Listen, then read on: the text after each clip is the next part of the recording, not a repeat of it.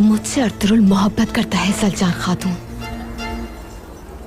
मैं उसकी खातिर तख्त और ताज सब ठुकरा चुकी हूँ। उसके सिवा मुझे कोई यहाँ से नहीं भेज सकता।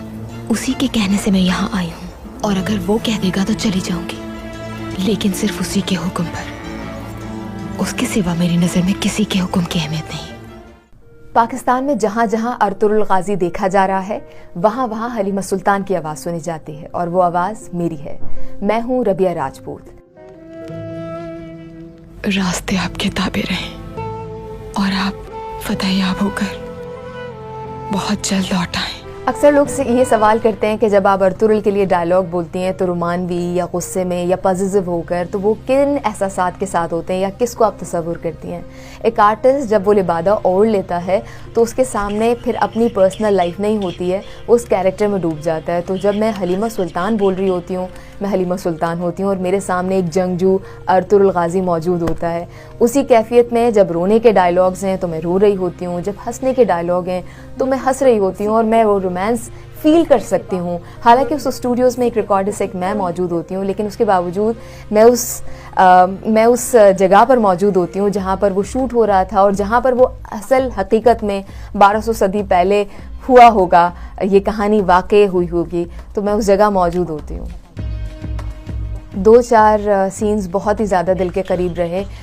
एक तो जब भी मेरे बच्चे की बर्थ होती है तो हम वो सारा रिकॉर्ड करते हैं। हालांकि मैं मैरिड नहीं हूँ, मैं सिंगल हूँ, उसके बावजूद मैं उन एहसासात को महसूस करती हूँ जिनको मैंने महसूस नहीं किया है।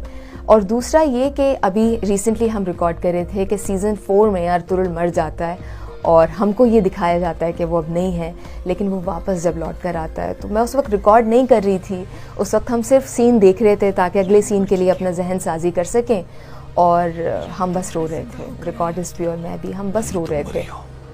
ना मैं दोबारा जिंदा हुआ हूँ हलीमा।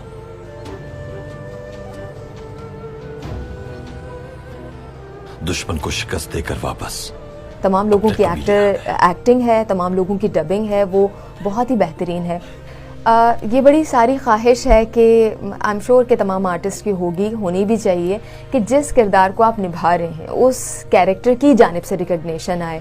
यानी कि एस्ट्रा बेल्जिक ये कहें कि मैंने इस कैरेक्टर को उर्दू आवाज़ में सुना है, और चाहे मुझे ये लैंग्वेज नहीं पता, लेकिन मैं इस आर्टिस्ट की जो कारकर्दगी है उसको सराहती हूँ।